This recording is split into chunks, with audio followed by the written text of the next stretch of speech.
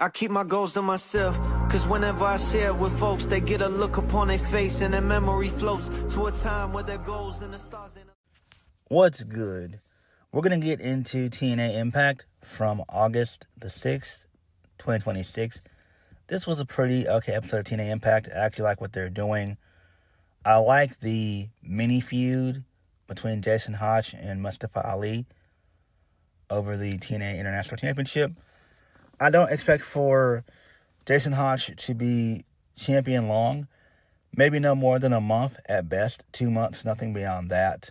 So I do think that Mustafa Ali will probably win it back either at Lockdown or probably at the next pay-per-view, which would be Victory Road in September. So I don't see Jason Hotch being champion long. Other than that, what happened on the show, we still have the build for Lockdown, which is shaping up to be okay. We are going to talk about the ratings. They're down, which I figured they would be kind of down, but they're pretty bad, but we'll talk about why that happened. So, there's that. So, the ratings for July 30th are in. And TNA only pulled in a whopping 176K total viewers, which is not good. And for the 18 to 49 demo, they got a 0.04, which is okay. So the reason that happened was because it was stiff competition with Collision. The Motor City Machine Gun showed up on that show anyway, so there's that. It's fine. I figured that Motor City was going to go to AEW anyway, which is fine. So that's the only reason why they lost a good bit in their viewership.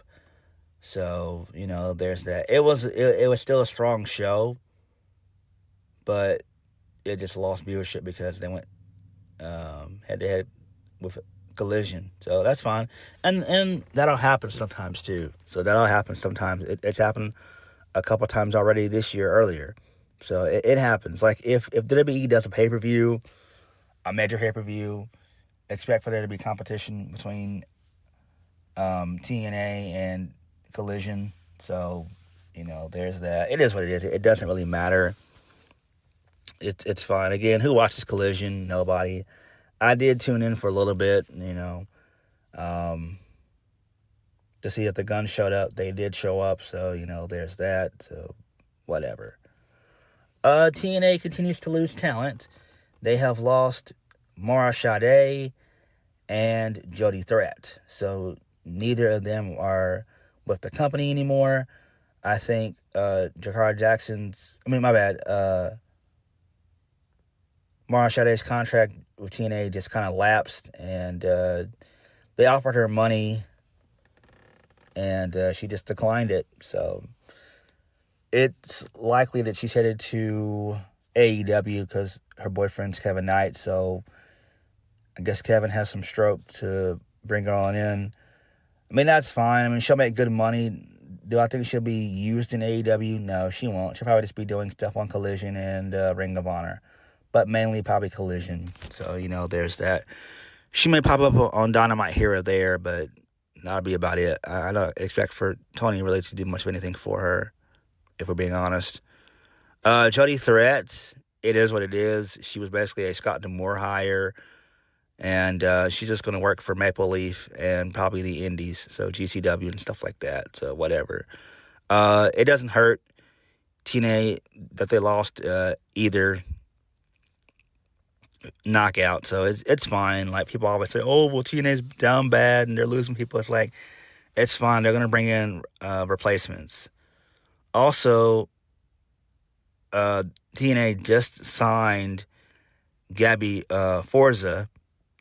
They signed her. I think she's the wife of Bear Bronson, the wife of the fiance, one of the two of Bear Bronson. So that's cool there. She was on the Indies for like 3 years, so that's good. So they picked her up. TNA also could pick up one of the women in the PC who just recently left. I can't remember her name. She just recently left.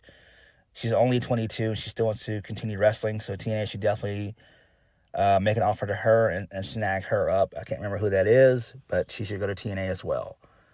And I do think that TNA is going to still bring in new talent. I do think that we'll probably see the Wyatt Six show up at Lockdown. We probably will end up seeing Aleister Black show up soon also as well. And I do expect for Zelina Vega to show up also too. Not only that, apparently Kiera Hogan wants to come back to TNA, so that's great. So she could pop up eventually at any time. So I think that would be cool. So TNA, they're gonna be fine. They're not down bad. You know, it happens. You know, they've been through this before, and they have continued to weather the storm. There's a reason why TNA has a pay-per-view called Hard to Kill, because they are hard to kill. All right, let's go ahead and get into this show. So we kick the show off with the first match of the night. Matt Hardy defeats Ryan Nemeth. So, you know, there's that. It is what it is. So, I don't care. I didn't really even watch this. So, towards the end of the match, Nic Nemeth tried to come out and get involved, but Jeff Hardy took him out. And then Matt Hardy got the win via the twist of fate. Who really cares about that? Moving on, this leads us into Xia Brookside. She was interviewed backstage by Gia Miller. Xia said that she didn't like seeing NXT take the Knockout Championship, and she'll not allow that to happen again in the title defense tonight against Wendy Choo. So Atlanta Black shows up. She steps in to support Wendy Choo, and she thinks that the title will change hands tonight. Xia Brookside warned Atlanta Black to watch what happens to Wendy Choo. Then she'll think twice about chasing the title. All right, that's fine. Moving on from that, this leads us into Jason Hotch. Jason Hotch savored the international title win with his wife and young daughter. The victory means everything to show that he's more than just a sidekick. And then Rich Swann and BDE, they congratulate him. So, you know, that's cool there. Again, I like that. Really good stuff there. Moving on from that, Heather by Elegance defeats Mara Sade. She advances in the Knockouts television quarterfinals, which is fine. So good stuff there. Whatever. Mara Sade is gone, so that's fine. It is what it is. I think that either Indy Hartwell or Jada Stone will win the tournament now, because Mara Sade was my main pick to win. She's no longer there. And then my second pick, I think it was either like a Indy or Jada. So I had like 3 picks going into this thing. So, you know, there's that. It's fine, though. But I do expect for Jada Stone to win or Indy Hartwell to win. Either of those two would be fine, even though I'm not a big Indy Hartwell fan at all after she had that bad match with Tessa Blanchard last year. So, no. Fuck no. I just think that this is just made for a babyface to win. So, because they're going to defend the title every week, so you know it's going to be a babyface to win. So, yeah. All right, moving on from that. So, Moose is in the back. He's backstage. So, Moose said that respecting TNA as the face of the franchise, when others leave, he isn't going a damn place. So, Moose takes issue with Frankie Kazarian calling him the king of TNA because Kaz hasn't earned that name yet. Moose offered to give Kaz a chance to earn that name, give people what they want to see Moose versus Kazarian for the first time ever. I don't care about this. This is lame. This is whack. You guys know I'm not a fan of Moose, nor am I a fan of Frankie Kazarian. They're actively destroying the TNA product. These guys should really kind of be producers. Moose has been in TNA for 10 years. Kaz has been in TNA for like 20, even though he did leave for, AEW for a while still, and he came back, but still, These guys need to be moved to the side. You know, they should just be like producers and all that. That's really what they should be. Same thing with Eddie Edwards and Brian Myers and all that. I'm just being fucking real. Like, let's get real. Moving on. Jason Hotch is still with his family, so he left to do some promotional work. Mustafa Ali shows up to speak with Hotch's wife. He said that he's proud of Hotch. After all, Hotch personally was selected by Mustafa Ali to be in order for. However, Mustafa Ali feels hurt that Jason Hotch bit the hand that feeds him. Mustafa Ali kept Jason Hotch employed over the years, which in turn took care of Hotch's family. And Mustafa Ali will take back the international title. Ali promised that no matter what happens to Hotch in that match, he'll still take care of the daughter. And then Mustafa Ali put his hand on the wife's knee, which was hilarious. I was like, damn. And then Mustafa Ali says that he'll take care of her too. I love this. I love this. Mustafa Ali is such a great fucking heel. He's great, man. This was great. I love this. This was tremendous. This really was tremendous. So good stuff here. Love it. I love it. Moving on from that, this leads us into Casey Navarro. He defeated Brian Myers via DQ. So then Ricky Sosa came out to take out Bear Bronson and everything else and all that jazz. There was a brawl that ensued, basically. So Fabian Eichner came out to make the save. Santino Marella showed up. He said he's sick of the system shenanigans. And so he booked an impromptu tag team match. I don't care about this. The system, Eddie Edwards and Brian Myers, they ended up defeating Casey Navarro and Fabian Eichner. This sucks. Eddie got the win via a package pile driver. Casey Navarro took the loss, which sucked. So Ricky Sosa, he showed up to chase out the system with a steel chair. I don't care about this at all. Moving on, this leads us into Rosemary. She's still out of action. She's still missing, so we don't know where she is. She's probably in the undead realm somewhere doing something. So, there's that. She'll show up for their... she'll be there for lockdown, so who gives a damn about this? Moving on, this leads us into the Hardys. They consider the Righteous Brothers through battle. And then they end up doing a fist bump, so whatever. Moving on from that, this leads us into Jason Hotch again. He ran up on Mustafa Ali trying to punch him. So Skyler and John Skyler and Agent Zero stopped that threat. So Hotch was pissed off about Ali putting his hands on his wife. Everybody started arguing. And then Ali proposed he's going to fight Jason Hotch in the steel cage at Lockdown. And so everyone begins to exit. And so Skyler, Hotch told Skyler to join him, but Skyler declined. He said he still needs the job with Mustafa Ali. Okay, that's fine. So it is what it is. This is fine. This makes sense. Whatever. Moving on, this leads us into the Righteous. They had a promo on this show. It wasn't good. So they said that they're reborn from the Lake of Reincarnation on the Hardy compound. So this is basically just a recruitment pitch to find a new purpose, to find wrestlers, drowning and helping them find greatness. So, there's that. It doesn't really matter. I imagine the Wyatt Six will show up eventually at some point to deal with the Righteous, which is fine. And I wouldn't be shocked if they show up in the Hardy's Nemesis match at Lockdown 2. So we could see them there for sure. So that's all this means. Who cares about this shit? Moving on.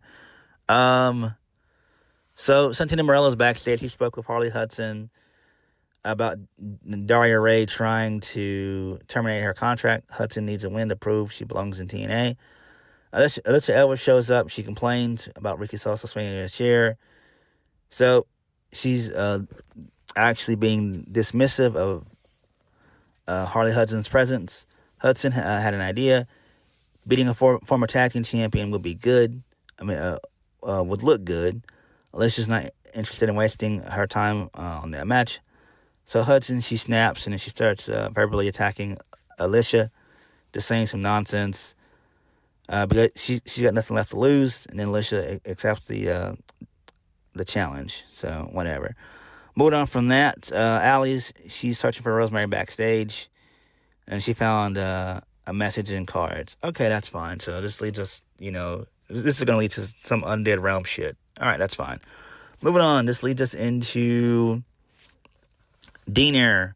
He defeated AJ Francis. Who cares? AKA the hometown man. Diener is another guy that should be fucking a producer backstage. Enough. Mustafa Ali, my bad. Elijah came out and got involved. So, whatever. He calls a distraction. And then Diener rolled up AJ Francis. I don't care about this. Moving on. This leads us into Cedric Alexander.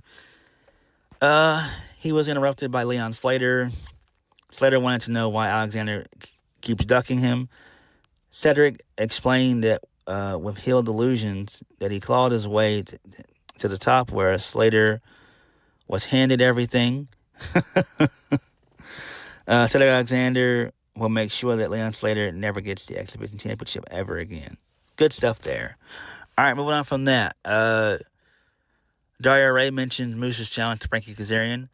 It would be box office, so Kaz accepted the match as a favor to her. So Frankie wants to call it on his conditions, which is escape the cage. And then Daria signs off on it. Okay, whatever. I don't care about this. Moving on, main event of the evening. Xia Brookside defeats Wendy Choo to retain the title. She wins via the Dark Side DDT. And then Elena Black had a stare down with Xia Brookside, and that was it. So the match was okay. I do expect for Wendy Choo to show up in TNA. I don't think there's going to be any hope for her being on the main roster. I do think whenever they do their next round of cuts that involves Evolve/NXT talent, she's more likely going to get cut. So, because she was in NXT 2.0, she was pushed kind of heavy on that. She went from, wearing the onesie, then she became a heel. Then she's been on Evolve kind of, ever since. So I could see WWE washing their hands of her at some point in time. I really do. And I think she would do great in TNA. I really do think she would do great in TNA. That's kind of where she fits. Moving on from that, this leads us into the contract signing. This happened backstage. So Jeff Hardy was working on some art when Nic Nemeth showed up. So Nick just ran his mouth, and Jeff was silent the whole time. He was too focused on his art. And that got under Nick's skin. Nick can't believe that he's never beaten Jeff. Not a person alive can do it better than Nick. Nic Nemeth told Jeff to enjoy the Zen moments because it'll be his last. And then they signed the contracts.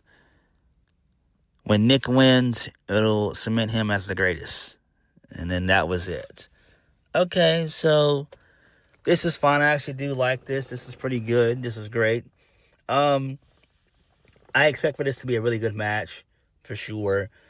Two vets going at it. They faced before in the past, and this is fine. Do I expect for Jeff Hardy to win? No. I don't know who's going to step up in the main event scene to take on Nick. I do think it's probably going to end up being Leon Slater, but we don't know if he's going to stay or not. We really don't know. I think Leon probably will stay. He probably might beat Cedric at Lockdown, so there's a possibility. Then maybe, he ends up cashing in, he ends up doing Option C at Victory Road, relinquishes the X Division title and challenges Nic Nemeth at Bound for Glory, because Bound for Glory is going to be in early October this year, which is weird, but it is what it is. So I can see that happening. So yeah, but hopefully TNA can pick up the likes of Sheamus and Aleister Black. You know, those two guys would be great in TNA. They could easily be massive in the main event scene. And, you know, and their main event scene could be taken seriously, because they have nobody else right now outside of Nic Nemeth. You know, Mustafa Ali, if he was a babyface, he could probably, you know, slot into that role and everything, but he's not. He's a heel, so, you know, there's that. But all in all, this show was pretty okay for the most part. I like what they're doing with Jason Hotch and Mustafa Ali. I like that. So we got some heat for their feud. Atlanta Black is a babyface, apparently. So, you know, there's that. I don't expect for her to win at Lockdown either. So, you know. But all in all, this show was fine. The build for Lockdown continues. We got like 2.5 weeks left. So, we'll see what happens. But what did you guys think of the show? Let me know. Like, comment, subscribe. Peace.